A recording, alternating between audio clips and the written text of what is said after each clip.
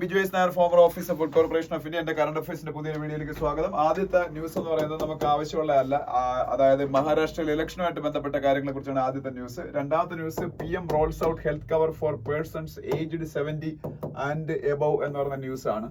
അപ്പോൾ ഒരു കാര്യം പറഞ്ഞോട്ടെ, പെട്ടെന്ന് ഞാൻ കറണ്ട് അഫയേഴ്സ് ക്ലാസ് നിർത്താൻ വേണ്ടി കുറച്ച് ഫാസ്റ്റ് ആയിട്ടായിരിക്കും ഡിസ്കസ് ചെയ്ത് പോകുന്നത്. കാരണം എനിക്ക് കുറച്ച് തിരക്കുകളുണ്ട്. ഞാൻ തിരക്കുകളുടെ ഇടയിൽ ഇന്ന് വൈകുന്നേരം 4:30 ഇപ്പോൾ ഇത് റെക്കോർഡ് ചെയ്തുകൊണ്ടിരിക്കുന്നത്.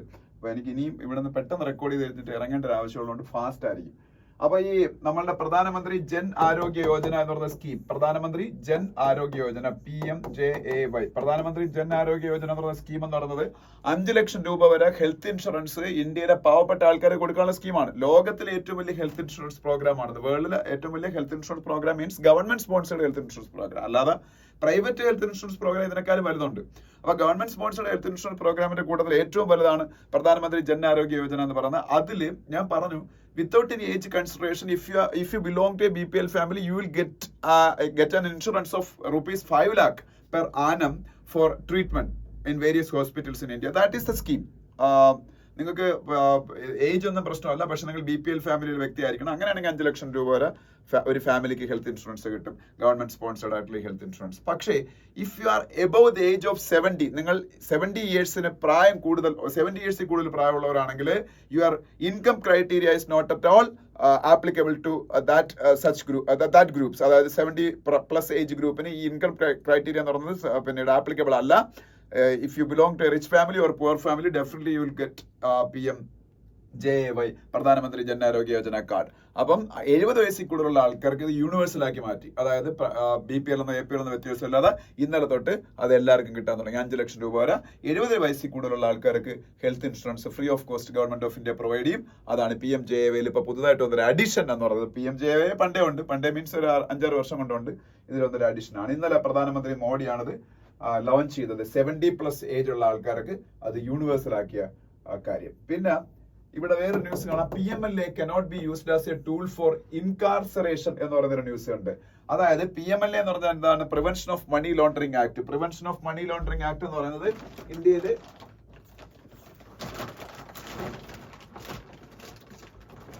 Prevention of money laundering act എന്ന് പറഞ്ഞാൽ ഇന്ത്യയിൽ പണ്ടേ നിലവിലുള്ള ഒരു നിയമമാണ്.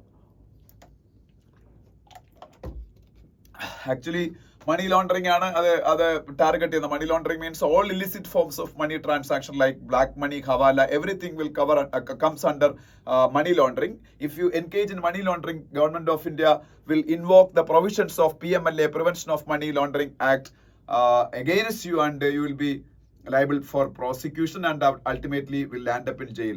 അപ്പൊ അത് ED ആണ് മെയിൻലി അതിന്റെ കാര്യങ്ങൾ നോക്കുന്നത്, ED എൻഫോഴ്സ്മെന്റ് ഡയറക്ടറേറ്റ്. പക്ഷേ recent this PMLA Act got more teeth through some amendments. അപ്പോൾ അതിലെ പ്രൊവിഷൻസ് ഒക്കെ ഡ്രാക്കോണിയൻ പ്രൊവിഷൻസ് ആയി. നിങ്ങൾ വൺസ് ഈ PMLA ആക്ടിന്റെ പരിധിയിൽ പ്രോസിക്യൂട്ടബിൾ ആയാൽ ചിലപ്പോൾ ജയിലിൽ നിന്നൊക്കെ ഇറങ്ങാൻ ഒരുപാട് പാടുപെടും. പക്ഷെ ഇപ്പൊ സുപ്രീം കോടതി അതിന്റെയൊക്കെ ആ ഒരു ഇതൊന്ന് സിംപ്ലിഫൈ ആണെന്ന് പറഞ്ഞേക്കുക. അല്ല, ഒരാളെ എത്രയെങ്കിലും കാലം പിടിച്ച് ജയിലിടാൻ വേണ്ടിയുള്ള ഒരു നിയമമായിട്ട് PMLA മാറരുത്, prevention of money laundering act മാറരുത് എന്നൊക്കെയാണ് ഇപ്പൊ സുപ്രീം കോടതി പറഞ്ഞേക്കുന്നത്. അതിനടുത്ത പേജ് സ്റ്റേറ്റ്സ് പേജിലേക്ക് പോകുമ്പോൾ പ്രത്യേകിച്ച് അങ്ങനെ ഒരുപാട് കാര്യങ്ങളൊന്നും പറയാനൊന്നുമില്ല.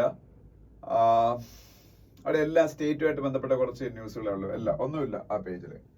അതിനടുത്ത പേജിലേക്ക് പോകുമ്പോൾ അവിടെയും അത് തന്നെയാണ്, ഇലക്ഷനുമായിട്ട് ബന്ധപ്പെട്ടൊരു ന്യൂസും പിന്നെ ഡൽഹിയിൽ ജയിലിൽ കുറച്ചു കാലം കിടന്നൊരു മിനിസ്റ്ററുമായിട്ടുള്ള ഒരു ഇന്റർവ്യൂവും ഒക്കെയാണ്. പിന്നെ കേരളത്തിലെ ഈ കാസർഗോഡ് ഒരു അമ്പലത്തില് ഫയർ വർക്കിന്റെ സമയത്തുണ്ടായ ആക്സിഡന്റിൽ കുറച്ച് ആൾക്കാർക്ക് പരിക്കുപറ്റിനെ കുറിച്ചുള്ള ന്യൂസ് കാണാൻ നെക്സ്റ്റ് പേജിലാണ് വേറെ പറയാൻ. ഇനി എഡിറ്റോറിയൽ പേജിൽ ഇന്നത്തെ ഹിന്ദുവിലെ ഫസ്റ്റ് എഡിറ്റോറിയലും സെക്കൻഡ് എഡിറ്റോറിയലും രണ്ടും ആക്ച്വലി നമുക്ക് വലുതായിട്ട് പഠിക്കേണ്ട വിഷയമല്ല, പൊളിറ്റിക്സ് ആണ്. Even if it is politics, you should read editorials definitely. അത് യാതൊരു സംശയവുമില്ല. Without any fail, you should read the editorials of Hindu newspaper every day. That's why I'm discussing these two editorials. But otherwise, it is actually politics, and it is not at all so much, holds much importance in our scheme of things. Okay, അപ്പോൾ ഇത് ആദ്യത്തെ എഡിറ്റോർ എന്ന് പറയുന്നത് ജാർഖണ്ഡിൽ ഇലക്ഷനെ കുറിച്ചാണ്. ഇന്നലെ മഹാരാഷ്ട്ര ഇലക്ഷനെ കുറിച്ചാണ് ഇന്നലെ വന്നത്. ഇന്ന് ജാർഖണ്ഡിൽ ഇലക്ഷനെ കുറിച്ചാണ്. ജാർഖണ്ഡിൽ ഇലക്ഷൻ നടക്കാൻ പോകുന്നു. ജാർഖണ്ഡ് എന്ന് പറഞ്ഞ സ്റ്റേറ്റിന്റെ പ്രത്യേകത, ജാർഖണ്ഡ് ഉണ്ടാവുന്ന 2000 എന്ന് പറഞ്ഞ ഇയറിലാണ്. വാജ്പേയി ഇന്ത്യയുടെ പ്രൈം മിനിസ്റ്റർ ആയിരിക്കുമ്പോഴാണ് ജാർഖണ്ഡ് ഉണ്ടാകുന്നത്. ബീഹാർ എന്ന് പറഞ്ഞ സ്റ്റേറ്റിനെ ഡിവൈഡ് ചെയ്താണ് ജാർഖണ്ഡ് ഉണ്ടാക്കിയത്. അതേ സമയത്ത് തന്നെ മധ്യപ്രദേശിനെ ഡിവൈഡ് ചെയ്ത് ഛത്തീസ്ഗഡും അദ്ദേഹം ഉണ്ടാക്കി. അതുപോലെ ഉത്തർപ്രദേശിനെ ഡിവൈഡ് ചെയ്ത് ഉത്തരാഖണ്ഡും ഉണ്ടാക്കി. അങ്ങനെ 3 new states were formed at that time. Out of these 3 states, Jharkhand is a relatively poor state and it is notorious for political instability. Political instability is notorious. But the paradox is that Jharkhand is a very resource rich state. It is mineral rich, but people are not getting the benefit of this mineral richness or resource richness. അത് പല പല ഘടകങ്ങളുണ്ട്. Even അവിടുത്തെ political ആയിട്ടുള്ള uncertainty ഒക്കെ അതിന് കാരണമാകുന്നുണ്ട്. അപ്പൊ എന്തായാലും കഴിഞ്ഞ 2 ഗവൺമെന്റുകൾ മാത്രമാണ് അവിടെ 5 ഇയർ ടേംസ് കംപ്ലീറ്റ് ചെയ്തത്. BJPയുടെ 2014 തൊട്ട് 19 വരെയുള്ള ഗവൺമെന്റും 19ൽ വന്ന ഇപ്പോഴത്തെ ഹേമന്ത് സോറന്റെ ഗവൺമെന്റ്. പക്ഷെ ഈ സ്റ്റേറ്റിന്റെ പ്രത്യേകത, ഇതൊരു ഭയങ്കര ട്രൈബൽ പോപ്പുലേഷൻ ഉള്ള സ്റ്റേറ്റ് ആണ്. More than 25% of the population is tribals. So tribals അവിടുത്തെ ഇലക്ഷന്റെ ഔട്ട്കമ്മിനെ ഇൻഫ്ലുവൻസ് ചെയ്യാനുള്ള ഇതുണ്ട്. അതുകൊണ്ട് തന്നെ ഇപ്പോഴത്തെ CM ഒരു ട്രൈബൽ കമ്മ്യൂണിറ്റിയുള്ള ആളാണ്. അപ്പൊ ഇപ്പോഴത്തെ CM ഒരുപാട് കറപ്ഷൻ കേസിലൊക്കെ പെട്ട് ജയിലിലേക്ക് കിടന്ന ആളാണ്. പക്ഷേ ലോക്സഭാ ഇലക്ഷനിൽ ആ പാർട്ടി, അദ്ദേഹത്തിന്റെ പാർട്ടിക്ക് ട്രൈബൽ ഏരിയാസിലൊക്കെ നല്ല സപ്പോർട്ട് കിട്ടിയ കാര്യം ട്രൈബൽസ് പുള്ളിയെ BJP പിന്നീട് അദ്ദേഹത്തിനെ പീഡിപ്പിക്കുകയാണ്, ടോർച്ചർ ചെയ്യുകയാണെന്നുള്ള ഒരു ഫീലിംഗിന്റെ അടിസ്ഥാനത്തിൽ ട്രൈബൽസ് വീണ്ടും അയാൾക്ക് വേണ്ടിയിട്ട് ഒരുമിച്ച് നിന്നു. അതേസമയത്ത് നോൺ ട്രൈബൽ പോപ്പുലേഷൻ അവിടെ ഭയങ്കരമായിട്ടുണ്ട്. അവർ BJPക്ക് ഒപ്പമാണ്. അപ്പൊ അവിടെ ഒരു പോളറൈസേഷൻ ഉണ്ട്. ഒരു സൈഡിൽ ഈ ട്രൈബൽ പോപ്പുലേഷന്റെ, മറു സൈഡിൽ കൗണ്ടർ പോളറൈസേഷനും ഉണ്ട് നോൺ ട്രൈബൽസിന്റെ. അപ്പൊ അത് ഒരുപക്ഷെ BJP ഹെൽപ്പ് ചെയ്തേക്കാം. കാര്യം കൂടുതൽ ആൾക്കാർ നോൺ ട്രൈബൽസ് ആണ്. ലോക്സഭാ ഇലക്ഷനിൽ കൂടുതൽ ശതമാനം വോട്ട് കിട്ടിയത് BJPക്കാണ്. അതുകൊണ്ട് അങ്ങനെ നോക്കുകയാണെങ്കിൽ ജാർഖണ്ഡിൽ BJP അധികാരത്തിൽ വരാനാണ് സാധ്യത. Now they are the main opposition party, but they have a better chance of coming to power in Jharkhand. അതാണ് ഈ എഡിറ്റോറിയൽ പറയുന്നത്. But politics is a game of possibilities. We cannot predict anything exactly because in the Haryana election, you all saw the outcome of Haryana election. Everybody predicted, every poll states predicted the defeat of BJP and the coming back to power of Congress, but the opposite happened. അത് നിങ്ങൾ ഹരിയാന ഇലക്ഷനിൽ കണ്ടതാണ്. അപ്പോൾ നമ്മൾ ഇനിയിപ്പോൾ രണ്ടാമത്തെ editorial നോക്കാം. അതും ഒരാവശ്യമില്ലാത്ത കാര്യമാണത് അവിടെ ഡിസ്കസ് ചെയ്തത്. ഒരാവശ്യമില്ലാത്ത കാര്യമല്ല, തമിഴ്നാട്ടിലെ ഇന്റേണൽ പൊളിറ്റിക്സിന്റെ അകത്ത് ആവശ്യമുള്ള കാര്യം തന്നെ. ബ്യൂട്ടിഫുള്ളി വേഗ് എന്ന് പറയുന്ന എഡിറ്റോറിയലിൽ വിജയുടെ പുതിയ പാർട്ടി, വിജയ് എന്ന് പറയുന്ന തമിഴ്നാട്ടിലെ സൂപ്പർ സ്റ്റാർ TVK എന്ന് പറയുന്ന പാർട്ടി ഉണ്ടാക്കി തമിഴ്നാട് വിക്ടറി ഫെഡറേഷൻ എന്നാണ് ഇംഗ്ലീഷിൽ പറഞ്ഞത്. തമിഴക വെട്രി കഴകം എന്ന് തമിഴിലും പറഞ്ഞു. തമിഴക വെട്രി കഴകം. ഈ പാർട്ടി എന്താണ് ജനങ്ങളുടെ മുന്നിൽ പുതുതായിട്ട് ഓഫർ ചെയ്യുന്നത്? ഒന്നും ഓഫർ ചെയ്യുന്നില്ല പുതുതായിട്ട്. കാര്യം അവര് പറയുന്നത് വെച്ചാല് കമ്മ്യൂണിസത്തിനെ ഞങ്ങൾ എതിർക്കും, കറപ്ഷൻ ഞങ്ങൾ എതിർക്കും. ഇതിനെ എല്ലാ പാർട്ടികളും പറയുന്നത്. ഡൈനാസ്റ്റിക് പൊളിറ്റിക്സിനെ ഞങ്ങൾ എതിർക്കും, അതും പറയുന്നുണ്ട് കുറെ പൊളിറ്റിക്കൽ പാർട്ടീസ്. ഇതല്ലാതെ anything new they are not providing in front of the electorate. അപ്പോ അത് മറ്റു പാർട്ടികളിൽ നിന്ന് എങ്ങനെ വ്യത്യസ്തമാവുന്ന വെച്ചാൽ they have a mass leader as their leader. ഒരു മാസ് ലീഡർ എന്ന് പറയാൻ കാര്യം ആക്ടർ എന്നുള്ള നിലയിൽ ഭയങ്കര ആൾക്കാരെ ഇളക്കി മറിക്കാൻ കഴിവുള്ള ഒരാളായതുകൊണ്ട് ഭയങ്കരമായിട്ട് ആൾക്കാരെയൊക്കെ മൊബിലൈസ് ചെയ്യാൻ വിജയിക്ക് കഴിയും. അതിനപ്പുറം എന്തെങ്കിലും ന്യൂ ആയിട്ട് ഈ പാർട്ടി ഓഫർ ചെയ്യുന്നതായിട്ട് എനിക്ക് തോന്നുന്നില്ല. ഈ എഡിറ്റോറിയൽ അങ്ങനെ തന്നെയാണ് പറയുന്നത്. ഈ എഡിറ്റോറിയലിന്റെ അകത്ത് പറയുന്നത് ഫുള്ള് തമിഴ്നാട്ടിലെ ഇന്റേണൽ രാഷ്ട്രീയത്തെക്കുറിച്ചും അവിടുത്തെ ആൾക്കാരുടെ ഇടയിൽ എങ്ങനെ ആണ് ഓരോരോ പൊളിറ്റിക്കൽ ഐഡിയോളജീസ് എന്താ പറയുന്ന റൂട്ടഡ് ആയിരിക്കുന്നത് എന്നുള്ളതിനെ കുറിച്ചൊക്കെ. ആക്ച്വലി അവിടെ ഒരു 2 പാർട്ടി സിസ്റ്റം ആണ്. വലിയ പാർട്ടികൾ നോക്കുകയാണെങ്കിൽ ADMK DMK. അതിനകത്തോട്ട് പുതിയൊരു പാർട്ടി വന്ന് സക്സസ് ആവാനുള്ള സാധ്യത കുറവാണെന്നുള്ളതാണ് സത്യം. പിന്നെ പറയാൻ പറ്റൂല. കമൽഹാസൻ ഒരു പാർട്ടി ഉണ്ടാക്കി പരാജയപ്പെട്ടു. നമ്മളുടെ വിജയകാന്ത് ഒരു പാർട്ടി ഉണ്ടാക്കിയിട്ട് റിലേറ്റീവ്ലി എന്താ പറയുന്ന ഒരു സ്മോൾ സക്സസ് അദ്ദേഹത്തിന് കിട്ടിയുള്ളൂ. ഇനിയിപ്പോ വിജയ് എന്താവുന്നു എന്ന് അറിഞ്ഞുകൂടാ. അതിനെക്കുറിച്ച് സെക്കൻഡ് എഡിറ്റോറിയൽ. ആൻഡ് നിങ്ങൾ മറ്റ് ആർട്ടിക്കിൾസിലേക്ക് പോകുമ്പോൾ ഫസ്റ്റ് ഒരു ആർട്ടിക്കിൾ ഉള്ളത് ഇവിടെ നോക്കാനുള്ള A picture of A growing economic divide in India എന്ന് പറയുന്ന ആർട്ടിക്കിൾ ആണ്. A picture of A growing economic divide in India എന്ന് പറയുന്ന ആർട്ടിക്കിൾ നമ്മളുടെ ഇന്ത്യയില് റിച്ച് സ്റ്റേറ്റുകളും പൂർ സ്റ്റേറ്റുകളും തമ്മിൽ ഉള്ള എക്കണോമിക് ഡിവൈഡ് ഇൻക്രീസ് ചെയ്തുകൊണ്ടിരിക്കുന്നു എന്നുള്ളതിനെ കുറിച്ചുള്ള ഒരു കൺസേൺ ആണ് പങ്കുവയ്ക്കുന്നത്. ഇന്ത്യയിൽ EAC-PM എന്ന് പറയുന്ന ഇൻസ്റ്റിറ്റ്യൂഷൻ ഉണ്ട്. EAC ഒരു ഹൈഫനറ്റില് PM. അതെന്താണെന്ന് അറിഞ്ഞിരിക്കുക. Economic advisory council to prime minister. Economic advisory council to prime minister. ഇത് പ്രധാനമന്ത്രിയുടെ സാമ്പത്തിക ഉപദേശക സമിതിയാണ് economic advisory council to prime minister എന്ന് പറയുന്നത്. അതിന്റെ ചെയർമാൻ ബിബേക് ഡെബ്രോയി എന്ന് പറയുന്ന എക്കണോമിസ്റ്റ് ആണ്. ബിബേക് ഡെബ്രോയി. ഈ ബിബേക് ഡെബ്രോയി എന്ന് പറഞ്ഞ എക്കണോമിസ്റ്റിന്റെ നേതൃത്വത്തിലുള്ള EAC-PM economic advisory council to prime മിനിസ്റ്ററുടെ സംഭവം ഇപ്പൊ റിപ്പോർട്ട് പുറത്തുവിട്ട. റിപ്പോർട്ടിന്റെ പേര് relative economic performance of Indian states 1960-61 to 2023-24. അതായത് 1960കളുടെ ബിഗിനിങ് തൊട്ട് 2023-24 വരെയുള്ള ഇന്ത്യയിലെ സ്റ്റേറ്റുകളുടെ എക്കണോമിക് പെർഫോമൻസിന്റെ റിലേറ്റീവ് സ്റ്റഡിയാണ് EAC-PM പുറത്തുവിട്ടേക്കുന്നത്. അവര് കണ്ടെത്തിയത് ഇന്ത്യയിലെ കുറെ സ്റ്റേറ്റുകൾ മറ്റ് സ്റ്റേറ്റുകളായിട്ട് കമ്പയർ ചെയ്യുമ്പോൾ വളരെ ഇൻഇക്വാലിറ്റിയിലാണ് കഴിഞ്ഞുകൊണ്ടിരിക്കുന്നത്. ഇപ്പൊ നോക്കുകയാണെന്നുണ്ടെങ്കിൽ ഇപ്പൊ ബീഹാർ, ഞാൻ നേരത്തെ പറഞ്ഞ ജാർഖണ്ഡ് ഒക്കെ പോലുള്ള സ്റ്റേറ്റുകൾ വളരെ ലോ ഇൻകം സ്റ്റേറ്റുകളാണ്, പൂർ സ്റ്റേറ്റുകളാണ്. അതേസമയത്ത് കേരള, തമിഴ്നാട്, കർണാടക, ഗുജറാത്ത്, മഹാരാഷ്ട്ര പോലുള്ള സ്റ്റേറ്റുകൾ ഹൈ ഇൻകം സ്റ്റേറ്റുകൾ ആണ്. അവർക്ക് പെർ ക്യാപിറ്റ ഇൻകം ഒക്കെ എന്ന് പറഞ്ഞാൽ നാഷണൽ ആവറേജിനേക്കാളും കൂടുതലാണ്. പക്ഷേ ഈ ആവറേജ് എടുക്കുമ്പോഴും ചില കാര്യങ്ങളിൽ തെറ്റുപറ്റാറുണ്ട്. ഇപ്പം നമ്മൾ പറയും Maharashtra is A very rich state because Maharashtra is providing around 12 to 13% of India's GDP. അല്ലെങ്കിൽ ഇന്ത്യയുടെ GDP-യിലേക്ക് 12 തൊട്ട് 13% വരെ കോൺട്രിബ്യൂട്ട് ചെയ്യുന്നത് മഹാരാഷ്ട്രയാണ്. പക്ഷേ മുംബൈ എന്ന് പറഞ്ഞ മഹാരാഷ്ട്രയുടെ ക്യാപിറ്റലാണ്, അതിൻ്റെ അകത്ത് ഇത്രയും ഭയങ്കര കോൺട്രിബ്യൂഷൻ കൊടുക്കുന്നത്. അതേസമയത്ത് വിദർഭ എന്ന് പറഞ്ഞ മഹാരാഷ്ട്ര റീജിയൻ വെരി പുവർ ആണ്. അപ്പം പെർ ക്യാപിറ്റ ഇൻകം ഒക്കെ നോക്കുമ്പോൾ നാഷണൽ ആവറേജിനേക്കാളും 1.5 times കൂടുതലാണ് മഹാരാഷ്ട്രയുടെ പെർ ക്യാപിറ്റ ഇൻകം, പ്രതിശീർഷ വരുമാനം. But still Maharashtra is having poor regions like Vidarbha. അപ്പം ഈ ആവറേജ് എടുക്കുന്ന വലിയ കാര്യമില്ലെന്നാണ് പറയുന്നത്. പിന്നെ എന്തുകൊണ്ട് ചില സ്റ്റേറ്റുകൾ റിച്ച് ആവുന്നു, ചില സ്റ്റേറ്റുകൾ പൂർ ആവുന്നു, അതിന്റെ കാര്യം ഇത് പറയുന്നുണ്ട്. ചില സ്റ്റേറ്റുകൾ റിച്ച് ആവാനുള്ള കാരണം എന്ന് പറഞ്ഞാല് ഈ ഒന്നാമത്തെ കാര്യം എക്കണോമിക് ലിബറലൈസേഷൻ ആണ്. എക്കണോമിക് ലിബറലൈസേഷൻ 1991 ഇന്ത്യയിൽ സംഭവിക്കുന്നത്. 1991 എന്ന് പറയുമ്പോൾ നരസിംഹറാവു എന്ന ഇന്ത്യയുടെ പ്രൈം മിനിസ്റ്ററും മൻമോഹൻ സിംഗ് ഇന്ത്യയുടെ ഫിനാൻസ് മിനിസ്റ്റർ ആയിരിക്കുന്ന സമയത്ത് ഇന്ത്യ WTO-യിൽ ജോയിൻ ചെയ്യുന്നു, വേൾഡ് ട്രേഡ് ഓർഗനൈസേഷനിൽ. ആ സമയം തൊട്ട് ഇന്ത്യയിൽ എക്കണോമിക് ലിബറലൈസേഷൻ സ്റ്റാർട്ട് ചെയ്യുന്നു. ഈ എക്കണോമിക് ലിബറലൈസേഷനിൽ കൂടുതലും പ്രൈവറ്റ് ഇൻവെസ്റ്റ്മെന്റിനാണ് പബ്ലിക് ഇൻവെസ്റ്റ്മെന്റിനേക്കാളും പ്രാധാന്യം വന്നത്. പബ്ലിക് ഇൻവെസ്റ്റ്മെന്റ് എന്ന് പറഞ്ഞാൽ സ്റ്റേറ്റുകളും സെൻട്രൽ ഗവൺമെന്റ് നടത്തുന്ന ഇൻവെസ്റ്റ്മെന്റ്, അതിനേക്കാളും കൂടുതൽ ഇൻവെസ്റ്റ്മെന്റ് ഇപ്പൊ കുറച്ച് കാലം സ്റ്റേറ്റും സെൻട്രൽ ഗവൺമെന്റും ഒക്കെയാണ് കൂടുതൽ ഇൻവെസ്റ്റ്മെന്റ് നടത്തുന്നത്. പക്ഷേ അവിടെ നിന്ന് ഇങ്ങോട്ട് ഒരു 2-3 ഡെക്കേഡ്സ് എടുത്ത് നോക്കുകയാണെങ്കിൽ കൂടുതലും പബ്ലിക് ഇൻവെസ്റ്റ്മെന്റിനെക്കാളും പ്രൈവറ്റ് ഇൻവെസ്റ്റ്മെന്റ് ആ കൂടുതൽ. ഈ പ്രൈവറ്റ് ഇൻവെസ്റ്റ്മെന്റ് ചെയ്യുന്ന വ്യക്തികൾ എപ്പോഴും ഇൻവെസ്റ്റ് ചെയ്യുന്നത് റിച്ച് സ്റ്റേറ്റുകളിലായിരിക്കും. അതിന്റെ കാരണം അവർ ചെയ്യുന്ന ഇൻവെസ്റ്റ്മെന്റിന് റിട്ടേൺ പ്രതീക്ഷിച്ചുകൊണ്ടാണ് എപ്പോഴും ഈ ഇൻവെസ്റ്റേഴ്സ് ഇൻവെസ്റ്റ് ചെയ്യുന്നത്, എസ്പെഷ്യലി പ്രൈവറ്റ് ഇൻവെസ്റ്റേഴ്സ്. അപ്പൊ അവർക്ക് റിട്ടേൺ കിട്ടുന്ന ഉറപ്പുള്ള റിച്ച് സ്റ്റേറ്റുകളിൽ ഇൻവെസ്റ്റ് ചെയ്യുമ്പോൾ കാര്യം റിച്ച് സ്റ്റേറ്റുകൾക്ക് 2-3 അഡ്വാൻറ്റേജ് ഉണ്ട്. ഒന്നെന്ന് പറഞ്ഞാൽ അവിടെ ബെറ്റർ ഗവേണൻസ് ആയിരിക്കും, കൂടുതൽ നല്ല ഭരണമായിരിക്കും, കറപ്ഷനൊക്കെ കുറവായിരിക്കും എന്ന് പറയാൻ പറ്റില്ല. But still there will be a very good system to conduct their business smoothly. രണ്ടാമത്തെ കാര്യം എന്ന് വെച്ചാൽ these rich states will be having more educated talents, so they will get good human resource in such states. അത് രണ്ടാമത്തെ കാര്യം. പിന്നെ മൂന്നാമത്തെ കാര്യം എന്ന് വെച്ചാൽ ഈ റിച്ച് സ്റ്റേറ്റുകൾ ആയതുകൊണ്ട് തന്നെ റിച്ച് സ്റ്റേറ്റുകളിൽ കൺസംഷൻ കൂടുതലായിരിക്കും, ആൾക്കാരായി കാശ് കൂടുതൽ കാണും, കാശുള്ള ഒരുപാട് ആൾക്കാർ കാണും. സോ അവരുടെ സാധനങ്ങൾ വിറ്റ് ചെയ്യാനും അവരുടെ ബിസിനസ് ഫ്ലറിഷ് ചെയ്യാനുള്ള സാധ്യതയും ഈ റിച്ച് സ്റ്റേറ്റുകൾ കൂടുതലായിരിക്കും.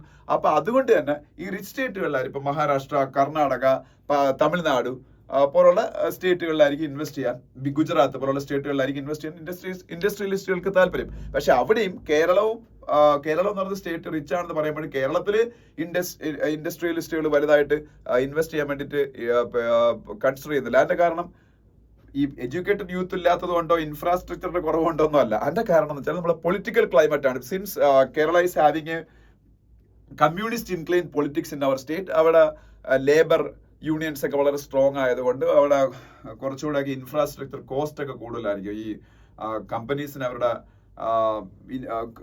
അവർക്ക് ലാഭമൊക്കെ കുറഞ്ഞു പോകും കേരളം പോലുള്ള ഒരു സ്റ്റേറ്റ് ഇൻവെസ്റ്റ് ചെയ്ത്. അതുകൊണ്ടാണ് കേരളം പോലുള്ള സ്റ്റേറ്റുകളിൽ ഇൻഡസ്ട്രിയൽ ഇൻവെസ്റ്റ്മെന്റ് വലുതായിട്ട് നടക്കാത്തത്. അപ്പൊ എന്തായാലും മറ്റ് സ്റ്റേറ്റ് ഇതുപോലുള്ള റിച്ച് സ്റ്റേറ്റുകളായിരിക്കും ഇൻഡസ്ട്രിയലിസ്റ്റ് പ്രിഫർ ചെയ്യുന്നത്. പക്ഷെ അതേ സമയത്ത് പബ്ലിക് ഇൻവെസ്റ്റ്മെന്റിന് പ്രാധാന്യമുള്ള കാലഘട്ടത്തിൽ അങ്ങനെ ഒരു പ്രശ്നമില്ല. പബ്ലിക് ഇൻവെസ്റ്റ്മെന്റിൽ എന്താ സംഭവിക്കുന്നത്, ഗവൺമെന്റ് ഓഫ് ഇന്ത്യ അല്ലെങ്കിൽ അതാത് സ്റ്റേറ്റ് ഗവൺമെന്റിലായിരിക്കും ഇൻവെസ്റ്റ് ചെയ്യുന്നത്. അപ്പൊ അവർക്ക് ലാഭം എന്നുള്ള ലക്ഷ്യത്തിന് ഉപരി ഒരു സ്റ്റേറ്റിന്റെ പ്രോഗ്രസും കൂടെ അവർ നോക്കിയായിരിക്കും അത് ചെയ്യുന്നത്. അപ്പൊ അവര് അങ്ങനെ കൺസിഡർ ചെയ്യത്തില്ല. പക്ഷേ എന്ത് സംഭവിച്ചു, 1991 എക്കണോമിക് ലിബറലൈസേഷന് ശേഷം ഇന്ത്യയിലെ ഇൻവെസ്റ്റ്മെന്റ് സിനാരിയോ നോക്കുകയാണെന്നുണ്ടെങ്കിൽ പ്രൈവറ്റൈസേഷനാ കൂടുതൽ. അപ്പൊ പ്രൈവറ്റ് പാർട്ടീസ് ഈ പറഞ്ഞ റിച്ച് സ്റ്റേറ്റുകളിൽ അവിടെ കൂടുതൽ അവർക്ക് റിട്ടേൺസ് കിട്ടാൻ സാധ്യതകളുണ്ട്, അവിടേക്ക് പോകുന്നത്. മനസ്സിലായോ? അപ്പം അതാണ് ഇത് പറഞ്ഞിരിക്കുന്ന മെയിൻ ആയിട്ടുള്ള പോയിന്റ് എന്ന് പറയുന്നത്. ഓക്കെ, അപ്പൊ നിങ്ങൾ നോക്കുകയാണെന്നുണ്ടെങ്കിൽ അതാണ് മെയിൻ പോയിന്റ്. പിന്നെ ഇതില് പിന്നെ വേറൊരു കാര്യം എന്ന് വെച്ചാല് ഈ 1991 എക്കണോമിക് ലിബറലൈസേഷന് ശേഷം ന്യൂ എക്കണോമിക് പോളിസീസ് ഒക്കെ നടപ്പാക്കാൻ തുടങ്ങിയതിന് ശേഷം ഈ ഓർഗനൈസ്ഡ് സെക്ടറിലാണ് കൂടുതൽ ഇൻവെസ്റ്റ്മെന്റ് വന്ന. ഓർഗനൈസ്ഡ് സെക്ടർ എന്ന് പറയുമ്പോൾ നമ്മുടെ ഇൻഡസ്ട്രിയൽ സെക്ടർ പൊതുവെ ഓർഗനൈസ്ഡ് ആയിട്ടുള്ള ഈ സെക്ടേഴ്സിലായിരിക്കും കൂടുതലും ഇൻവെസ്റ്റ് ചെയ്യുന്നത്. അപ്പം മാനുഫാക്ചറിങ് സെക്ടറിലൊക്കെ. പക്ഷെ അൺഓർഗനൈസ്ഡ് സെക്ടർ എന്ന് പറയുന്ന ഒരു വലിയ സെക്ടറിലാണ്, പ്രത്യേകിച്ച് ഈ പൂർ സ്റ്റേറ്റുകളിലൊക്കെ അൺഓർഗനൈസ്ഡ് സെക്ടറിലാണ് കൂടുതൽ ആൾക്കാർ ജോലി ചെയ്യുന്നത്. ഇപ്പൊ അഗ്രികൾച്ചർ ആൻഡ് അലൈഡ് ആക്ടിവിറ്റീസ് എങ്ങനെയൊക്കെയുള്ള സംഭവം. അപ്പം ഈ അൺഓർഗനൈസ്ഡ് സെക്ടറിൽ ഇൻവെസ്റ്റ്മെന്റ് ചെയ്യുന്ന കാര്യത്തിൽ ഈ 1991 എക്കണോമിക് ലിബറലൈസേഷന് ശേഷം സ്റ്റേറ്റുകളും അല്ലെങ്കിൽ സെൻട്രൽ ഗവൺമെന്റും ഒക്കെ ഒരു അമാന്തം കാണിക്കാൻ തുടങ്ങി. അവർ പ്രൈവറ്റ് കമ്പനീസിനെയും ആ മേഖലയിൽ ഇൻവെസ്റ്റ് ചെയ്യാൻ കൂടുതലായിട്ട് പ്രൊമോട്ട് ചെയ്തില്ല.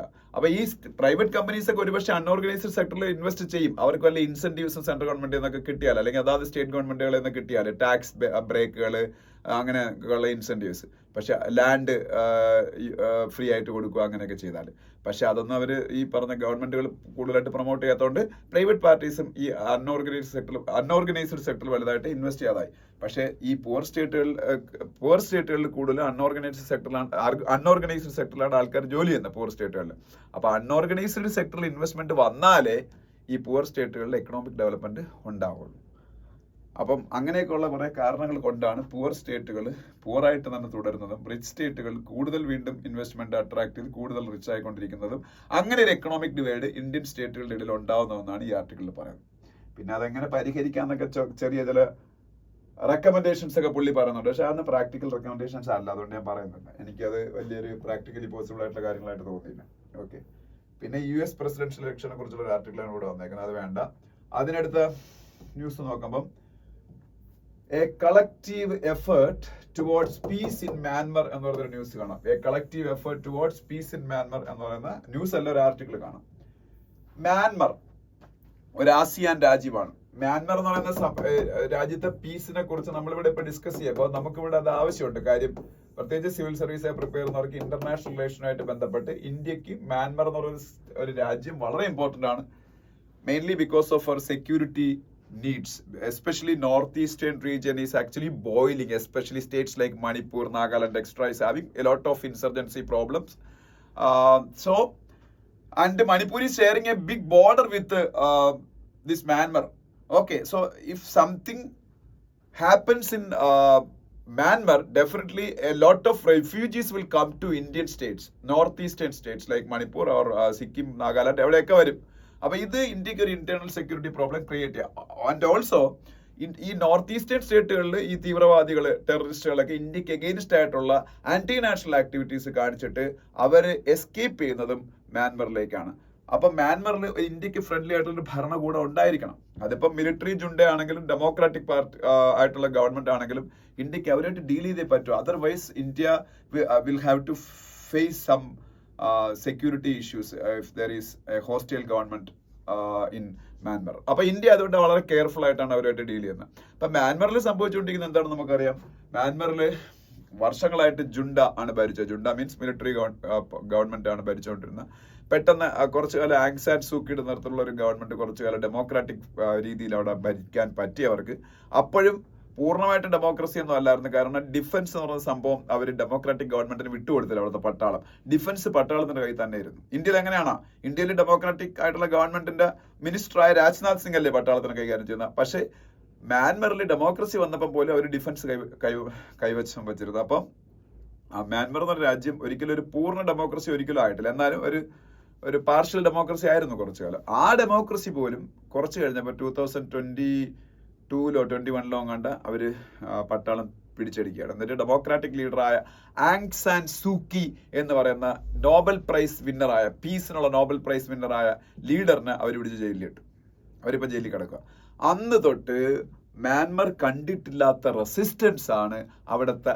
മ്യാൻമറിൽ ഒരുപാട് എത്നിക് കമ്മ്യൂണിറ്റീസ് ഉണ്ട്, ഒരുപാട് ട്രൈബൽ കമ്മ്യൂണിറ്റീസ് ഒക്കെ ഉണ്ട്. അവരുടെ ഭാഗത്തു നിന്നുണ്ടായത് എത്നിക് ഫോഴ്സസ് എന്ന് പറഞ്ഞ കുറേ ഫോഴ്സസ്, അരാക്കൻ ആർമി എന്നൊക്കെ പറഞ്ഞൊക്കെ അവിടെ വലിയ ഫോഴ്സസ് രൂപീകരിച്ച് അവര് പൊരുതാൻ തുടങ്ങി ഈ മിലിറ്ററിക്ക് അഗേൻസ്റ്റ് ആയിട്ട്. അതുപോലെ ഞാൻ പറഞ്ഞില്ലേ, ഈ ഡെമോക്രാറ്റിക് ആയിട്ട് ഇലക്റ്റഡ് ആയിട്ടുള്ള ലീഡറാണ് ആങ് സാൻ സൂക്കി. അവരിപ്പം ജയിലിൽ പോയത് അധികാരത്തിൽ നിന്ന് പുറത്താക്കിയിട്ട്. അപ്പം ഈ ഡെമോക്രാറ്റിക് ലീഡറായ ആങ് സാൻ സൂക്കിയുടെ നേതൃത്വത്തിലുള്ള ആൾക്കാർ, ആങ് സാൻ സൂക്കി ഭാഗത്താണ് അവരുടെ പാർട്ടിയുടെ ആൾക്കാർ പ്രോ ഡെമോക്രാറ്റിക് ഫോഴ്സസ് എന്ന് പറയുന്ന ഒരു സേനയൊക്കെ രൂപീകരിച്ച് അവരും ഫൈറ്റ് ചെയ്യാൻ തുടങ്ങി പട്ടാളത്തിന്. അപ്പൊ ഈ പട്ടാളം വളരെ ക്രൂരമായിട്ട് അതിനെ അടിച്ചമർത്താൻ നോക്കി, ഈ പറഞ്ഞ ഈ എത്നിക് ഫോഴ്സസിനെ, ഈ പറഞ്ഞ പ്രോ ഡെമോക്രാറ്റിക് ഫോഴ്സസിനെയൊക്കെ. പക്ഷെ അതൊന്നും സക്സസ്ഫുൾ ആയില്ല. പക്ഷെ മില്യൺസ് ഓഫ് ആൾക്കാർ അവിടെ അതുകൊണ്ട് തന്നെ ഡിസ്പ്ലേസ്ഡ് ആയി ഈ പ്രശ്നബാധിത പ്രദേശങ്ങളിൽ നിന്ന്. അതിൽ ഇഫക്റ്റീവായിട്ട് ഇടപെടാൻ ഇതുവരെയ്ക്കും ആസിയാന് കഴിഞ്ഞിട്ടില്ല. ദെൻ നിങ്ങൾക്കറിയാം ആസിയാൻ എന്താണെന്ന്, മിക്കുള്ളവർക്കും അറിയാം. Association of south east Asian nation. South east ഏഷ്യയിലെ 10 രാജ്യങ്ങളുടെ കൂട്ടായ്മയാണ് ആസിയാൻ.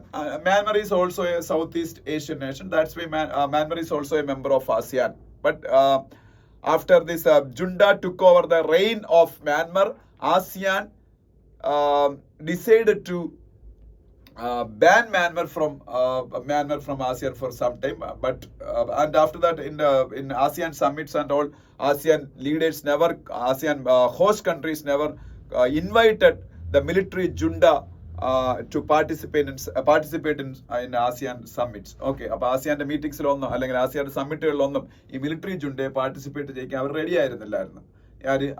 ആസിയാന്റെ ഹോസ്റ്റ് കൺട്രീസ് ഒന്നും. പക്ഷെ ഇപ്രാവശ്യം കുറെ കാലത്തിന് ശേഷം ഇപ്പൊ നമ്മുടെ പ്രൈം മിനിസ്റ്റർ മോഡിയൊക്കെ പങ്കെടുത്ത ലാവോസിലാണ് ഇപ്പോഴത്തെ ആസിയാൻ സമ്മിറ്റ് നടന്നത്. ലാവോസ് എന്ന് പറഞ്ഞ രാജ്യമുണ്ട്, LAOS, ലാവോസിൽ വെച്ചാണ് നടന്നത്. ഇതിൽ മിലിറ്ററി ജുണ്ടയെ വിളിച്ചു. മിലിറ്ററിയുടെ റെപ്രസെന്റേറ്റീവ്സിനെ, അവിടെ മിലിറ്ററി ആണല്ലോ ഭരിക്കുന്നത്, അവരുടെ റെപ്രസെന്റേറ്റീവ്സിനെയും വിളിച്ചു. എന്നിട്ട് പതുക്കെ അവരെ കൂടെ ഇൻവോൾവ് ചെയ്തുകൊണ്ട് ഈ മ്യാൻമർ പ്രശ്നത്തിന് ഒരു പരിഹാരം കാണാൻ ആസിയാൻ ശ്രമിക്കുകയാണ്. തീർച്ചയായിട്ടും ആസിയാന് മാത്രമാണ് അത് കഴിയുക. ബിക്കോസ് ആസിയാൻ മാത്രമാണ് മ്യാൻമറിന്റെ മുകളിൽ ആ രീതിയിലുള്ള ഇൻഫ്ലുവൻസ് ഉള്ളത്. ബിക്കോസ് ആസിയാനിലെ ഒരു മെമ്പറാണ് മ്യാൻമർ എന്ന് പറയുന്നത്. അപ്പൊ ഇതിൽ ഇന്ത്യയുടെ താല്പര്യം ഞാൻ പറഞ്ഞു ഓൾറെഡി, സെക്യൂരിറ്റി താല്പര്യം തന്നെയാണ്. പിന്നെ അല്ലാതെ ഇന്ത്യയുടെ കണക്ടിവിറ്റി പ്രോജക്റ്റുകളിലും മ്യാൻമർ വളരെ ഇമ്പോർട്ടന്റ് ആയിട്ടുള്ള ഒരു കൺട്രിയാണ്. എന്താ പറഞ്ഞാല് ഇന്ത്യയുടെ ഒരു പ്രധാനപ്പെട്ട ഒരു ഡിപ്ലോമാറ്റിക് പോളിസിയാണ് ആക്ട് ഈസ്റ്റ് പോളിസി എന്ന് പറഞ്ഞാൽ. Act east policy, act east എന്ന് പറഞ്ഞാല് ആസിയാൻ രാജ്യങ്ങളുമായിട്ടുള്ള ഇന്ത്യയുടെ ബന്ധം മെച്ചപ്പെടുത്തുക എന്നുള്ളതാണ് ഗവൺമെന്റ് ഓഫ് ഇന്ത്യയുടെ ഏറ്റവും വലിയ ലക്ഷ്യം. അതാണ് ആക്ട് ഈസ്റ്റ്, ഈസ്റ്റേൺ രാജ്യങ്ങളുമായിട്ടുള്ള ബന്ധം മെച്ചപ്പെടുത്താൻ. അപ്പൊ ഇതില് ഇന്ത്യയിൽ നിന്ന് ആസിയാനിലേക്കുള്ള ഇന്ത്യയുടെ ഒരു പാലമാണ് മ്യാൻമർ. അതായത് ഇന്ത്യയിൽ നിന്ന് നമുക്ക് കൊൽക്കട്ടയിൽ നിന്ന് റോഡ് വരുന്നുണ്ട്. കൊൽക്കട്ടയിൽ നിന്ന് സ്റ്റാർട്ട് ചെയ്ത് മ്യാൻമർ വഴി തായ്ലൻഡിൽ കയറാൻ പറ്റും. തായ്ലൻഡ് വഴി പിന്നെ നമുക്ക് ഏത് ആസിയാൻ രാജ്യത്താണെങ്കിലും പോകാൻ പറ്റും. മനസ്സിലായോ? അപ്പം ആ trination road, India Myanmar Thailand road, അതുപോലെ വേറെ റോഡിന്റെ കാര്യം ഇവിടെ പറയുന്നുണ്ട്. അതല്ലാതെ ഒരു കണക്ടിവിറ്റി പ്രൊജക്റ്റും വരുന്നുണ്ട്. കലാഡൻ മൾട്ടി മോഡൽ ട്രാൻസ്പോർട്ട് പ്രൊജക്ട് എന്ന് പറയുന്ന ഒരു പ്രോജക്റ്റ്. അതൊരു കണക്ടിവിറ്റി പ്രോജക്റ്റ് ആണ്. കലാദൻ, KLADN multi model transport project. അതും മ്യാൻമർ വളരെ ക്രൂഷ്യൽ ആയിട്ടുള്ളൊരു രാജ്യമാണ് ആ കണക്ടിവിറ്റി പ്രോജക്റ്റ്. അപ്പൊ അതൊക്കെ ഇന്ത്യക്ക് നടപ്പാക്കി എടുക്കണമെങ്കിലും മ്യാൻമർ വേണം. പിന്നെ നമ്മളെ മണിപ്പൂരുമായിട്ട് ഞാൻ നേരത്തെ പറഞ്ഞ പോലെ മ്യാൻമറിന് വലിയൊരു ബോർഡർ ഉണ്ട്. അതുകൊണ്ട് നമുക്ക് സ്ട്രാറ്റജി പോയിന്റ് ഓഫ് വ്യൂവിൽ മ്യാൻമറിന് പിണക്കാൻ പറ്റൂല. അങ്ങനെ കുറെ കാര്യങ്ങൾ അതിൻ്റെ അകത്ത് പറയണം. അപ്പം ആസിയാൻ രാജ്യങ്ങൾ ഒരു പ്രധാനപ്പെട്ട റോൾ എടുത്ത് ഈ മ്യാൻമറിന് അവിടെ സമാധാനം ഉണ്ടാക്കാനും പട്ടാളവും അവിടുത്തെ പ്രോ ഡെമോക്രാറ്റിക് ഫോഴ്സസും അവിടുത്തെ എത്നിക് ഫോഴ്സസും ഒക്കെ തമ്മിലുള്ള പ്രശ്നം അവസാനിപ്പിക്കാനുള്ള ഒരു ഇതുണ്ടാവണം എന്നുള്ള രീതിയിലാണ് ഈ ആർട്ടിക്കിളിൽ വന്നേക്കുന്നത്. ഇത് രണ്ടാണ് അവിടെ ഡിസ്കസ് ചെയ്യേണ്ട ആർട്ടിക്കിൾസ് എന്ന് പറയുന്നത്. ഞാൻ പറഞ്ഞ കാര്യങ്ങളൊക്കെ നിങ്ങൾക്ക് മനസ്സിലായെന്ന് തന്നെ എനിക്ക് അറിഞ്ഞൂടാ. കാര്യം അത്രയും ഫാസ്റ്റ് ആയിട്ടാണ് ഞാൻ പറഞ്ഞത്. ഞാൻ പോലും സാറ്റിസ്ഫൈഡ് അല്ല. പിന്നെ അത് എടുക്കാതിരിക്കേണ്ടെന്ന് വിചാരിച്ചെടുക്കുന്നതാണ്. പിന്നെ എക്സിറ്റ് പോൾസിനെയും അതിന്റെ എക്സിറ്റ് പോൾസുമായിട്ട് ബന്ധപ്പെട്ട പ്രഡിക്ഷൻസ് തെറ്റായി പോകുന്നതിനെ കുറിച്ചുള്ള ഒരു ആർട്ടിക്കിൾ അന്ന് വേണ്ട. അതിനടുത്ത പേജ് പോകുമ്പോൾ ഇന്ത്യയിലെ ഡിമിനിഷിംഗ് ഡെമോക്രസി ആണെന്നുള്ള രീതിയിൽ ഒരു ബുക്ക് ഇപ്പം ഒരാൾ എഴുതിയതിനെ കുറിച്ചുള്ളൊരു സംഭവം. അത് വേണമെങ്കിൽ ഇത് വായിച്ചു നോക്കി, ഈ ഒരു ആർട്ടിക്കിൾ. ഇപ്പം ഞാനത് ഡിസ്കസ് ചെയ്തുകൊണ്ട് നിൽക്കുന്നില്ല, ടൈം ഇല്ലാത്തതുകൊണ്ട്. പിന്നെ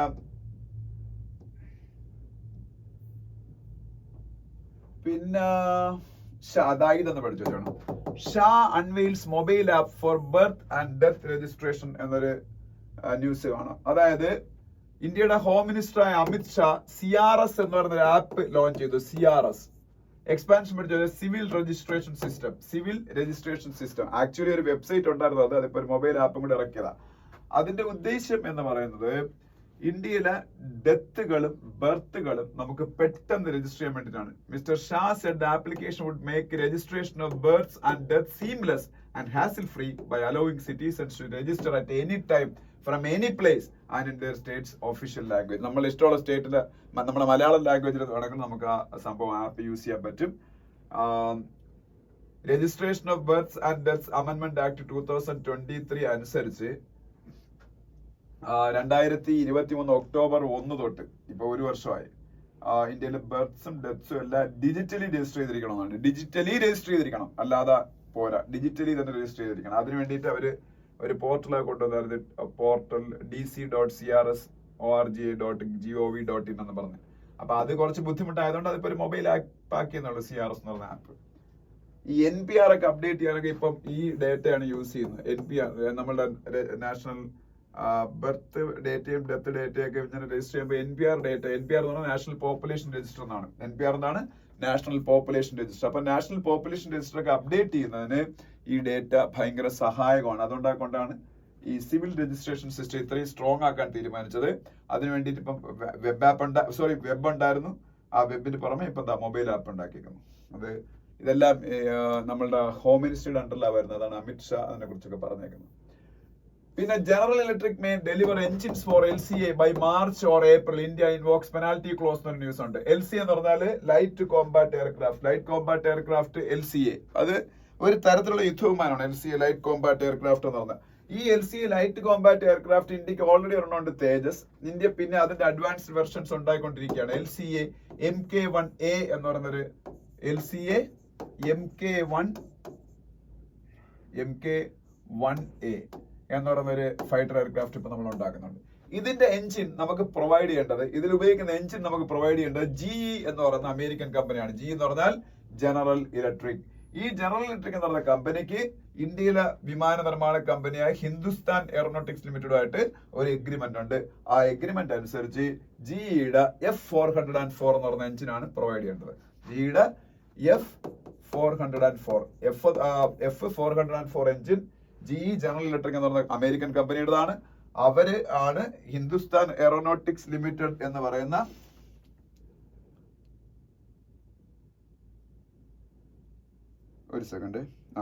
ഹിന്ദുസ്ഥാൻ എയറോനോട്ടിക്സ് ലിമിറ്റഡ് എന്ന് പറയുന്ന ഇന്ത്യൻ കമ്പനിക്ക് ഈ എഞ്ചിൻസ് പ്രൊവൈഡ് ചെയ്യണം. എഞ്ചിൻസ് പ്രൊവൈഡ് ചെയ്ത് കഴിഞ്ഞാൽ ഹിന്ദുസ്ഥാൻ എയറോനോട്ടിക്സ് ലിമിറ്റഡ് എന്ത് ചെയ്യും? LCA MK1A അത് ഉപയോഗിക്കും. പക്ഷേ എഗ്രിമെന്റ് അനുസരിച്ച് ഇതുവരയ്ക്കും ഈ പറഞ്ഞ GE ഇത് കറക്റ്റ് ആയിട്ട് കിട്ടിയില്ല, ടൈം ബോണ്ട് ആയിട്ട്. അപ്പൊ ഇന്ത്യ ഗവൺമെന്റ് ഒരു പെനാൽറ്റി ക്ലോസ് ഉണ്ടാക്കി. ഇനി ഇത് ഡിലേ ആയാൽ ആ കമ്പനി പെനാൽറ്റി മേടിക്കും.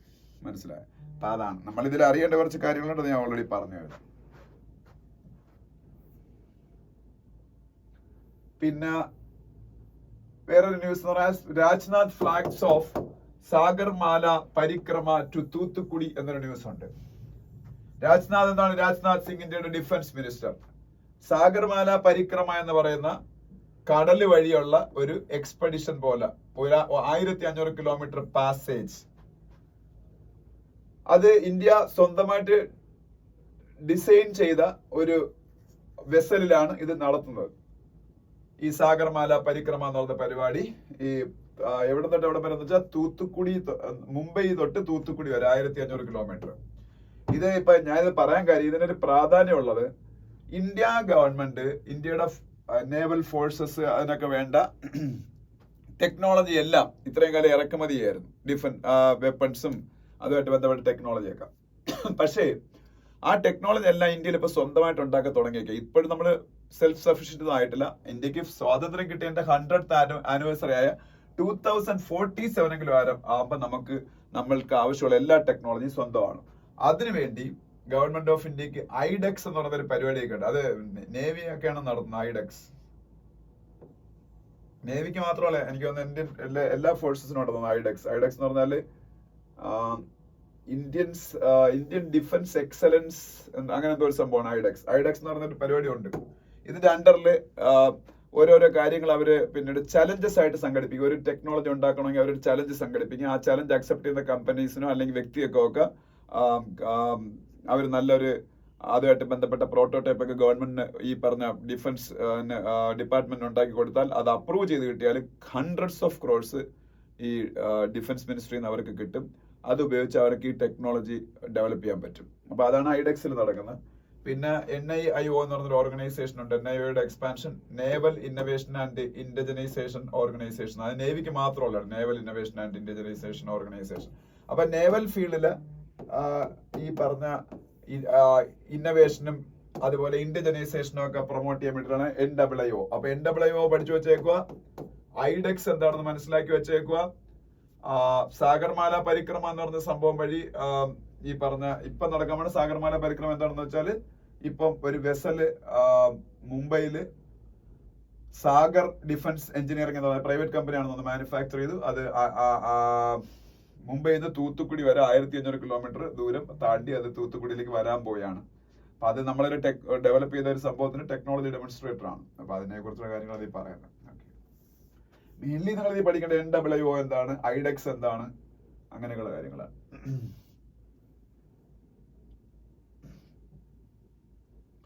പിന്നെ ഈ ടൈഗർ റിസർവ് എവിടെയെന്ന് പഠിച്ചു വെച്ചേക്കണം. Bandhavgarh tiger reserve, Bandhav BANDHAVGARH, Bandhavgarh tiger reserve എവിടെയാണെന്ന് വെച്ചാൽ മധ്യപ്രദേശിലാണ്. പഠിച്ചു വെച്ചേക്കണം. Bandhavgarh tiger reserve is in Madhya Pradesh. Okay. പിന്നെ ഇന്ത്യയുടെ സിറ്റിസൺഷിപ്പ് ആക്ടുമായിട്ടൊക്കെ ബന്ധപ്പെട്ട കുറച്ച് കാര്യങ്ങൾ ഇവിടെ വരുന്നുണ്ട്. സിറ്റിസൺഷിപ്പ് ആക്ട് 1955 എന്ന് പറഞ്ഞ ആക്ട് വഴിയാണല്ലോ ഇന്ത്യ എന്ത് ക്രൈറ്റീരിയയുടെ അടിസ്ഥാനത്തിൽ എങ്ങനെയൊക്കെ ഇന്ത്യൻ സിറ്റിസൺഷിപ്പ് അക്വയർ ചെയ്യാം, അതുപോലെ ഇന്ത്യയുടെ സിറ്റിസൺഷിപ്പ് എങ്ങനെ നഷ്ടപ്പെടാം എന്നൊക്കെ പറയുന്നു. പക്ഷെ പിന്നീട് അത് കഴിഞ്ഞപ്പോഴത്തേക്ക് അതൊരിക്കലും മതാടിസ്ഥാനത്തിൽ നമ്മൾ ഇന്ത്യയിൽ സിറ്റിസൺഷിപ്പ് കൊടുക്കുന്നില്ല. പക്ഷേ CAA സിറ്റിസൺഷിപ്പ് അമെന്റ്മെന്റ് ആക്ട് വരുമ്പോ അതിനകത്ത് പക്ഷേ പാകിസ്ഥാനിൽ നിന്ന്, അഫ്ഗാനിസ്ഥാനിൽ നിന്ന്, ബംഗ്ലാദേശിൽ നിന്ന് ഇന്ത്യയിലേക്ക് മൈഗ്രേറ്റ് ചെയ്യുന്ന മുസ്ലിംസ് ഒഴിച്ചുള്ള, അതിലൊരു മതം വന്നു, മുസ്ലിംസ് ഒഴിച്ചുള്ള മറ്റ് മൈനോറിറ്റീസ് 6 പേർക്ക്, ഹിന്ദുക്കൾക്ക്, ക്രിസ്ത്യാനികൾക്ക്, ബുദ്ധമതക്കാർക്ക്, ജൈനമതക്കാർക്ക്, പാഴ്സികൾക്ക്, ക്രിസ്ത്യാനികൾക്ക്, ഇത്രയും പേർക്കാണ് സിറ്റിസൺഷിപ്പ് കൊടുക്കുന്നത്. അപ്പൊ അതുമായിട്ട് ബന്ധപ്പെട്ടൊരു ന്യൂസ് ആണ് അതൊക്കെ. CAA citizenship amendment act. പിന്നെ അതിനടുത്ത പേജിൽ പോകുമ്പോൾ ഒരു ന്യൂസ് നമുക്ക് ആവശ്യമുള്ളത് ഫുള്ളി പൊളിറ്റിക്സും ഒക്കെയാണ്. അവിടെ ഇപ്പൊ ഇലക്ഷൻ നടക്കില്ല മഹാരാഷ്ട്രയിലും ജാർഖണ്ഡിലും, അതിന്റെ ന്യൂസാണ്. പിന്നെ അതിനടുത്ത പേജിൽ പോകുമ്പോൾ NBPA കുറിച്ചൊരു ന്യൂസ് ഉണ്ട്. NBPA national pharmaceutical pricing authority. അറിഞ്ഞിരിക്കുക, NBPA national pharmaceutical pricing authority ഇന്ത്യയിലെ മരുന്നുകളുടെ വില നിർണയ അവകാശമുള്ള റെഗുലേറ്റർ ആണ്. മരുന്നുകളുടെ വില നിർണ്ണയിക്കുന്ന റെഗുലേറ്റർ ആണ് NBPA. അപ്പൊ ക്യാൻസറിനൊക്കെ ഉപയോഗിക്കുന്ന ചില ഡ്രഗ്സുകളുടെ ഒക്കെ വില കുറയ്ക്കാൻ പറഞ്ഞേക്കാണ് അവർ പറഞ്ഞ ചെയ്തേ പറ്റൂ. NBPA ഗവൺമെന്റിനാണ്, നാഷണൽ ഫാർമസ്യൂട്ടിക്കൽ പ്രൈസിംഗ് അതോറിറ്റി. പിന്നെ ഇവിടെ വേറൊരു കാര്യം പറയുന്നുണ്ട്. Maithili missed out on classical status as proposal did not come from Bihar government. Maithili എന്താണ്? ഇന്ത്യയിലെ ഫേമസ് ആയിട്ടുള്ള ഭാഷയാണ്. 1 കോടിയിൽ കൂടുതൽ ആൾക്കാർ സംസാരിക്കുന്ന ഒരു ഭാഷയാണ് മൈഥിലി. മെയിൻലി ബീഹാറിലാണ് ഈ ഭാഷ സംസാരിക്കുന്നത്. ഇന്ത്യയുടെ കോൺസ്റ്റിറ്റ്യൂഷന്റെ അകത്ത് ഷെഡ്യൂൾ 8ന്റെ അകത്താണ് ഇന്ത്യയിലെ ലാംഗ്വേജസിന് ഇൻക്ലൂഡ് ചെയ്തേക്കുന്നത്. അതിൽ ഇൻക്ലൂഡ് ചെയ്തിട്ടുള്ള ഒരു ലാംഗ്വേജ് ആണ് മൈഥിലി എന്ന് പറയുന്ന ലാംഗ്വേജ് എന്ന് പറയുന്നത്. പക്ഷേ ഇപ്പൊ ഇന്ത്യയിൽ പുതുതായിട്ട് 5 ലാംഗ്വേജുകൾക്ക് ക്ലാസിക്കൽ സ്റ്റാറ്റസ് കൊടുത്തു. അതിൽ ബംഗാളിയും മറാഠിയും ഒക്കെ ഉണ്ട്. ഇപ്പം ക്ലാസിക്കൽ സ്റ്റാറ്റസ് കിട്ടിയ ആസാമീസും ഒക്കെ ഉണ്ട്. അതില് മൈഥിലി എന്ന് പറഞ്ഞ ഒരുപാട് ആൾക്കാർ സംസാരിക്കുന്ന, അത്യാവശ്യം ഏൻഷ്യന്റ് ആയിട്ടുള്ള ലിറ്ററേച്ചർ ഒക്കെ ഉള്ള ഈ ലാംഗ്വേജിന് ക്ലാസിക്കൽ ലാംഗ്വേജ് സ്റ്റാറ്റസ് കിട്ടിയില്ല. അതിന്റെ കാരണം ബീഹാറിലെ ഗവൺമെന്റ് അതിന്റെ ക്ലാസിക്കൽ സ്റ്റാറ്റസ് കിട്ടാൻ വേണ്ടിയുള്ള റെക്കമെൻഡേഷൻ, ബീഹാറിലാണല്ലോ ഈ ഭാഷ മെയിൻ ആയിട്ടുള്ളത്, സെൻട്രൽ ഗവൺമെന്റ് കൊടുക്കാഞ്ഞുകൊണ്ടാണ്. അപ്പൊ അതിനെ കുറിച്ചൊരു ന്യൂസാണ്. പിന്നെ ഇതൊക്കെ ഉള്ളൂ ഈ പേജിൽ. അതിനടുത്ത പേജിലേക്ക് പോകുമ്പോൾ despite a slow start, states capex likely to rise further this year എന്നൊരു ന്യൂസ് കാണാം. ക്യാപെക്സ് എന്താണെന്ന് നിങ്ങളുടെ പറഞ്ഞിട്ട് ക്യാപിറ്റൽ എക്സ്പെൻഡിച്ചർ ആണ്. ക്യാപെക്സ് എന്താണ്? Capital expenditure. ഇതിൽ public capex, public capital expenditure പറഞ്ഞാൽ ഗവൺമെന്റ് ഓഫ് ഇന്ത്യയും ഇന്ത്യയിലെ സ്റ്റേറ്റുകൾ നടത്തുന്ന ക്യാപിറ്റൽ എക്സ്പെൻഡിച്ചർ ആണ് പബ്ലിക് ക്യാപിറ്റൽ എക്സ്പെൻഡിച്ചർ എന്ന് പറയുന്നത്. പിന്നെ പ്രൈവറ്റ് എന്ന് പറയുമ്പോൾ നമ്മൾ അംബാനി അദാനി ഒക്കെ നടത്തുന്ന പ്രൈവറ്റ് ബിസിനസ്മാൻമാർ നടത്തുന്ന capital expenditure private capital expenditure എന്ന് പറയുന്നത്. എന്തായാലും ഈ വർഷത്തെ GDP growth Q1 Q1 of this financial year ഇന്ത്യയുടെ GDP growth rate was less, കുറവായിരുന്നു. അതിന്റെ കാരണം എന്ന് പറയുന്നത് ഇന്ത്യയില് ലോക്സഭ ഇലക്ഷനൊക്കെ ആയതുകൊണ്ട് മാതൃകാ പെരുമാറ്റച്ചട്ടമൊക്കെ ഉള്ളതുകൊണ്ട് ഗവൺമെന്റിനും അല്ലെങ്കിൽ പ്രൈവറ്റ് കമ്പനീസിനും ഒന്നും വലുതായിട്ട് ക്യാപെക്സ് നടത്താൻ പറ്റിയില്ല, ക്യാപിറ്റൽ എക്സ്പെൻഡിച്ചർ നടത്താൻ പറ്റിയില്ല. അതാണ് അതിന്റെ കാര്യം എന്ന് പറയുന്നത്. അപ്പോ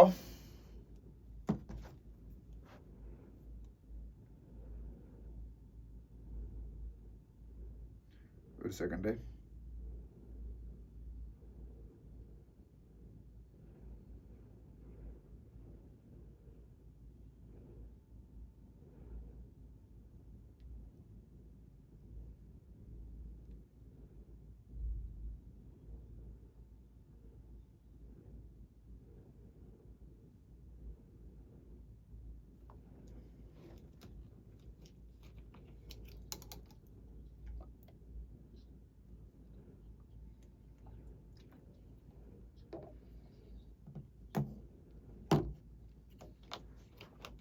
അപ്പൊ ഈ ക്യാപെക്സ് എന്ന് പറയുന്ന സംഭവം, അപ്പം ഞാൻ പറഞ്ഞു ക്യാപിറ്റൽ എക്സ്പെൻഡിച്ചർ എന്ന സംഭവം ഈ പ്രൈവറ്റ് കമ്പനീസിന് പബ്ലിക് കമ്പനീസിന് ഒന്നും വലുതായിട്ട് നടത്താൻ പറ്റിയില്ല മാതൃകാ പെരുമാറ്റത്തിൽ ഉള്ളത് കൊണ്ട്.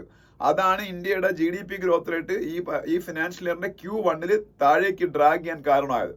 അപ്പൊ ഇനിയിപ്പോ Q2 ഒക്കെ ആയപ്പോഴത്തേക്ക് പക്ഷെ പിക്കപ്പ് ചെയ്യാൻ തുടങ്ങി ക്യാപെക്സ് എന്ന് പറയുന്നത്. തീരത്തില്ല, അവനെ വിളിച്ചാൽ വേണ്ട, ഞാൻ വിളിക്കാം. ഓക്കെ, അപ്പൊ ഈ ക്യാപെക്സ് എന്ന് പറയുന്ന സംഭവം ഗ്രാജുവലി പിക്കപ്പ് ചെയ്യാൻ തുടങ്ങി. അതായത് നമ്മുടെ ഇന്ത്യയിലെ സ്റ്റേറ്റുകളും സെൻട്രൽ ഗവൺമെന്റും ഒക്കെ ഇപ്പൊ നല്ല രീതിയിൽ ക്യാപിറ്റൽ എക്സ്പെൻഡിച്ചർ കൂട്ടാൻ തുടങ്ങി.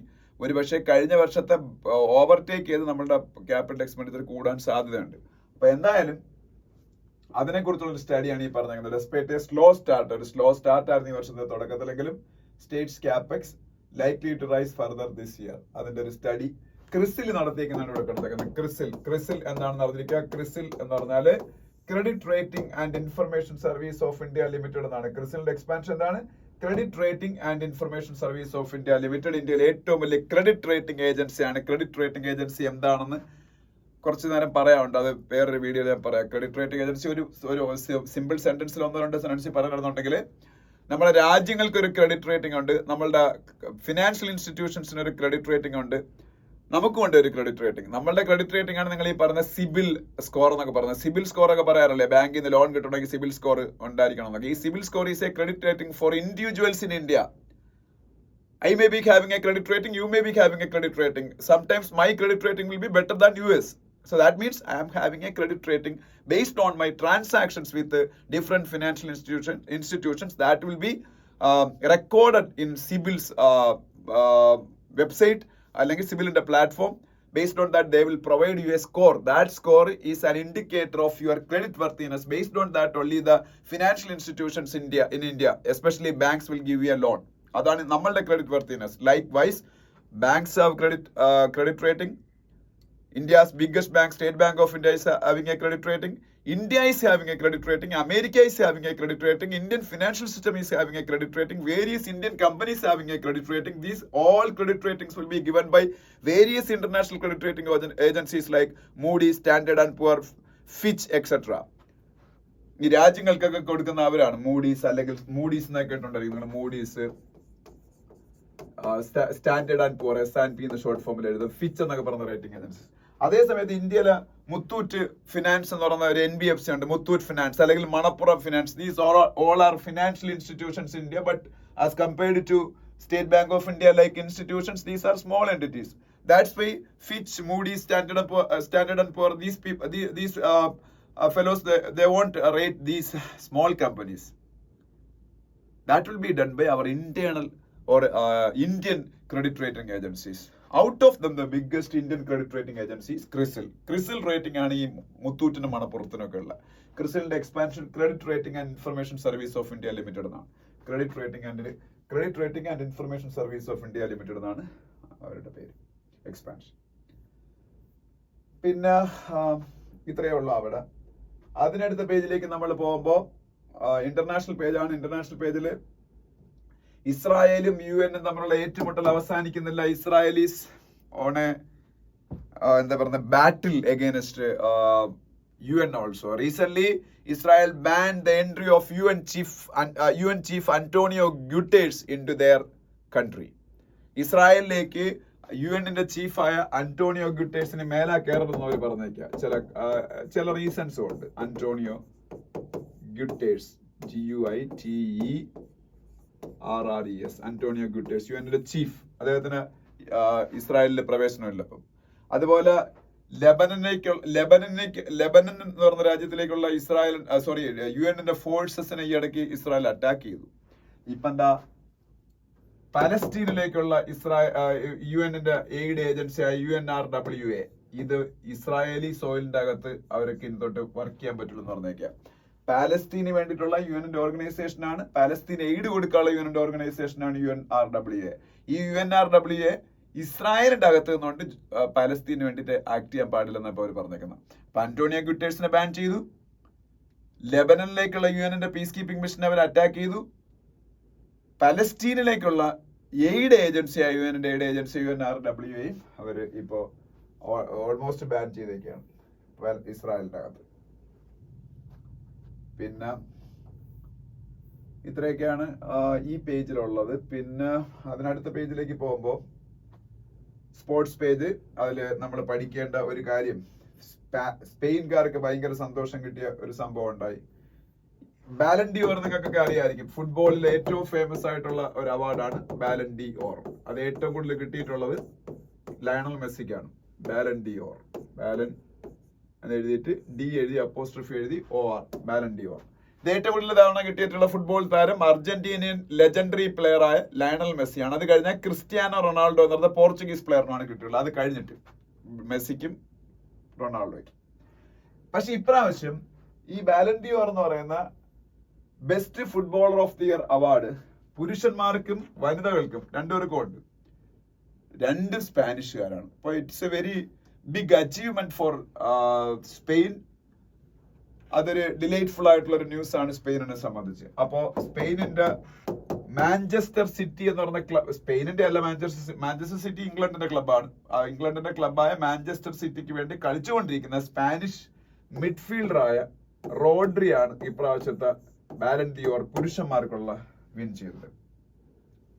വനിതകൾക്കുള്ള വിൻ ചെയ്തത് എഗെയിൻ സ്പാനിഷ് പ്ലെയറും ബാഴ്സലോണയ്ക്ക് വേണ്ടി ഫുട്ബോൾ കളിച്ചുകൊണ്ടിരിക്കുന്ന ഐത്താന ബൊൺമാറ്റി എന്ന് പറഞ്ഞ പ്ലെയർ ആണ്. ബൊൺമാറ്റി, ഇവരും സ്പാനിഷ് ആണ്. ഈ രണ്ടുപേരും സ്പെയിൻകാരാണ്. So it is a moment of glory for Spain because both these Ballon d'Or awards for male and female football players were won by Spanish players, Rodri and Aitana Bonmati. ഇവർക്ക് രണ്ടുപേർക്ക്. അപ്പൊ അതൊന്ന് അറിഞ്ഞിരിക്കുക. അതിനടുത്ത പേജിലേക്ക് പോകുമ്പോൾ വേൾഡ് നമ്പർ 1 ടെന്നീസ് പ്ലെയർ ആയ Jannik സിന്നറിന്റെ പേരുണ്ട്. പുരുഷന്മാരുടെ കൂട്ടത്തില് world number 1 tennis player Jannik Sinner, world number 1. പിന്നെ രഞ്ജി ട്രോഫി, ഇന്ത്യയിലെ national test cricket championship Ranji ട്രോഫിയെ കുറിച്ചൊരു ന്യൂസ് ഉണ്ട്. പിന്നെ ടൂർ ഡി ഫ്രാൻസ്, ഇതെന്താണെന്ന് അറിഞ്ഞിരിക്കുക, വേൾഡിലെ ഏറ്റവും ഫേമസ് ആയിട്ടുള്ള സൈക്ലിംഗ് ചാമ്പ്യൻഷിപ്പ് ആണ് ടൂർ ഡി ഫ്രാൻസ്. വേൾഡിലെ ഏറ്റവും ഫേമസ് ആയിട്ടുള്ള cycling championship, greatest cycling championship in the world, അതാണ് ടൂർ ഡി ഫ്രാൻസ്. ഫ്രാൻസിൽ വെച്ചാൽ നടക്കണം. ഇത്രയാണ് ഇന്നത്തെ പത്രത്തിൽ ഞാൻ ഡിസ്കസ് ചെയ്യുന്ന ന്യൂസുകൾ. പിന്നെ ഒരു കാര്യം കൂടെ പറഞ്ഞേക്കാം, ഹിക്കാരു നക്കാമുറ വേൾഡിലെ നമ്പർ 2 ചെസ് പ്ലെയർ ആണെന്നാണ് എന്റെ ഓർമ്മ. ഹിക്കാരു നക്കാമുറ അദ്ദേഹം പ്രഡിക്ട് ചെയ്യുന്നത് ഇപ്രാവശ്യത്തെ വേൾഡ് ചെസ് ചാമ്പ്യൻഷിപ്പ് ഗുഗേഷും ചൈനയുടെ ഡിങ് ലിറണും തമ്മിലാണ്. ഗുഗേഷ് ആണ് ഓവർവെൽമിംഗ് ഫേവറേറ്റ് എന്നാ പറഞ്ഞേക്കുന്നത്. Gukesh will win this years world chess title എന്നാ പറഞ്ഞത്. അങ്ങനെയാണെങ്കിൽ it will be A history in India because after Viswanathan Anand nobody one this prestigious title of World Chess Championship from India. Gugesh has a very bright chance of winning that in നവംബറിലാണ് നടക്കുന്നത്. സിംഗപ്പൂരിൽ വെച്ചാണ്. Ding Liren എന്ന് പറയുന്ന നിലവിലുള്ള champion against ആയിട്ടാണ് നടക്കുന്നത്. Okay, അപ്പൊ ഇത്രയാണ് നമ്മളുടെ കറണ്ട് അഫയേഴ്സ്. ഭയങ്കര ഫാസ്റ്റ് ആയിട്ട് ഡിസ്കസ് ചെയ്തത്, എന്നിട്ട് ഒരുപാട് സമയം എടുത്തു. ഇനി അത്യാവശ്യമുണ്ട് ചില കാര്യങ്ങൾ, അതുകൊണ്ടാണ് റെക്കോർഡ് ചെയ്തേക്കുന്നത്. തന്നെ നമ്മൾ ഈവനിങ്ങിലാണ്, ഇപ്പോൾ 5:15 ആയി. അപ്പോൾ thank you so much for watching the video. എല്ലാവരും വീഡിയോ കണ്ട് അഭിപ്രായങ്ങൾ പറയുക.